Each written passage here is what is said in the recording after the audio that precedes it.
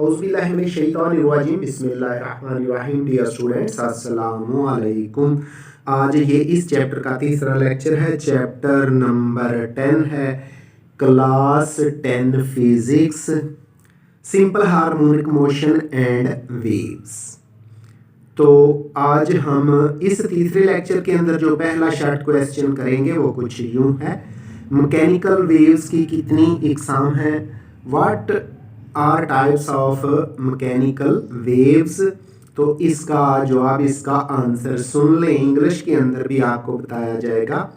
Medium के ज़रात और waves की अपनी मोशन की सीमत के लिहाज से, मीडियम के ज़रात और वेव्स की अपनी मोशन की सीमत के लिहाज से, यानी दो चीज़ों की डायरेक्शन होनी है, मीडियम के पार्टिकल्स की और वेव्स की। उस लिहाज से मैकेनिकल जो वेव्स हैं दो इकसाम हैं उनकी, जिनको लॉन्गिट्यूडनल वेव्स, इनको तूली मौजें भी कहते हैं, और ट्रांसवर्स वेव्स, इनको अर्जी मौजें भी कहते हैं, का नाम दिया जाता है।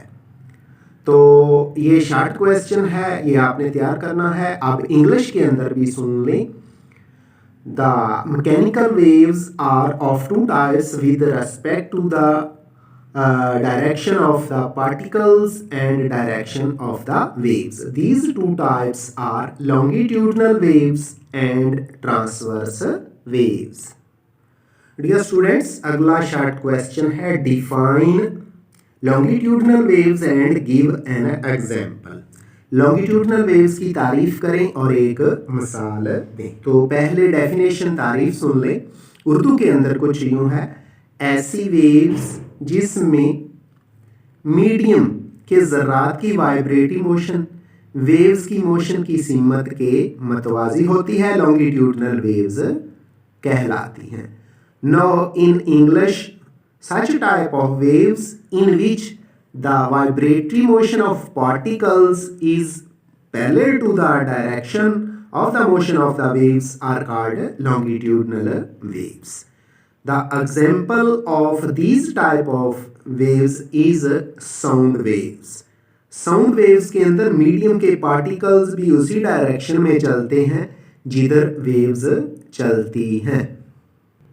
डियर स्टूडेंट्स, अगला शॉर्ट क्वेश्चन है, define transverse waves and give example. Transverse waves की तारीफ करें और मिसालें दें। तो स्टूडेंट्स, पहले उर्दू के अंदर डेफिनेशन सुन लें। ऐसी वेव्स जिसमें मीडियम के ज़रात की वाइब्रेटरी मोशन, ऐसी वेव्स जिसमें मीडियम के ज़रात की वाइब्रेटरी मोशन वेव की मोशन की सिमत के अमुदन होती है, ट्रांसवर्स वेव्स कहलाती हैं। अब इंग्लिश में भी सुन ले। Transverse waves are of such type of waves in which the motion of the particles or direction of the particles is perpendicular to the direction of the waves are called transverse waves. The example of this type of waves is waves produced in water. पानी में पैदा होने वाली waves transverse waves होती हैं। Students, अगला short question है, what is ripple tank. Ripple tank क्या है? तो इसका जवाब सुन ले। रिपल टैंक एक ऐसा आला है जो पानी की वेव्स पैदा करने के लिए और उनकी खसूसियात के मुतालिया के लिए इस्तेमाल किया जाता है। ये किस शक्ल का होता है ये भी देख लेंगे। आला एक रेक्टेंगुलर ट्रे यानी मुस्ततीली ट्रे पर मुश्तमिल होता है, जिसका पैंदा शफाफ शीशे का बना होता है, यानी ट्रांसपेरेंट शीशा है, और इसे मेज पर, यानी जो लकड़ी का ढांचा बना होता है वो तकरीबन आधा मीटर ऊंचा होता है, उस पर इस शीशे को रख दिया जाता है, और एक वाइब्रेटर यानी थरथराने वाली इलेक्ट्रिक मोटर होती है जो कि लकड़ी के तख्ते पर फिट की जाती है, नस्ब होती है।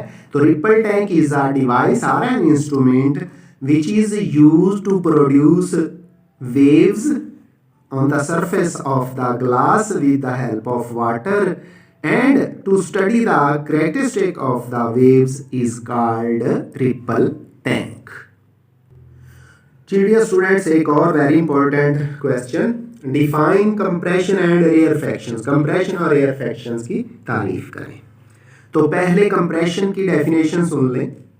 उर्दू के अंदर वेव्स जिस मीडियम में पैदा होती हैं उस मीडियम के अंदर वेव्स के वो हिस्से जहां वेव्स के पार्टिकल्स एक दूसरे के इंतहाई करीब होते हैं कंप्रेशंस कहलाते हैं, जबकि वेव्स के वो हिस्से जहां वेव्स के पार्टिकल्स एक दूसरे से ज़्यादा फासलों पर होते हैं वो हिस्से रेयरफैक्शंस कहलाते हैं।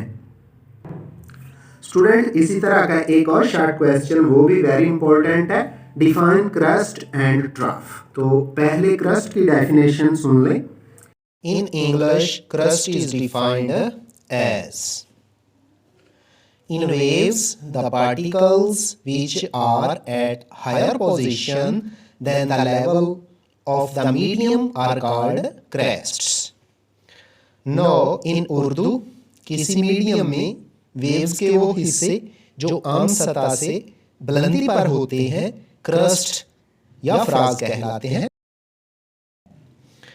In waves, the particles which are at lower position than the level of the medium are called troughs. Urdu में इसकी तारीफ यूं है, किसी मीडियम में वेव्स के वो हिस्से जो आम सतह से गहराई पर होते हैं ट्रफ यानी निशेब कहलाते हैं। Define reflection of waves, waves के रिफ्लेक्शन की तारीफ करें। तो स्टूडेंट्स इसका आंसर, इसका जवाब सुन लें। जब वेव्स एक मीडियम से गुजरती हुई दूसरे मीडियम की सतह से टकराती हैं तो वो पहले मीडियम में वापस लौट आती हैं। एंगल ऑफ इंसिडेंस और एंगल ऑफ रिफ्लेक्शन बराबर होते हैं।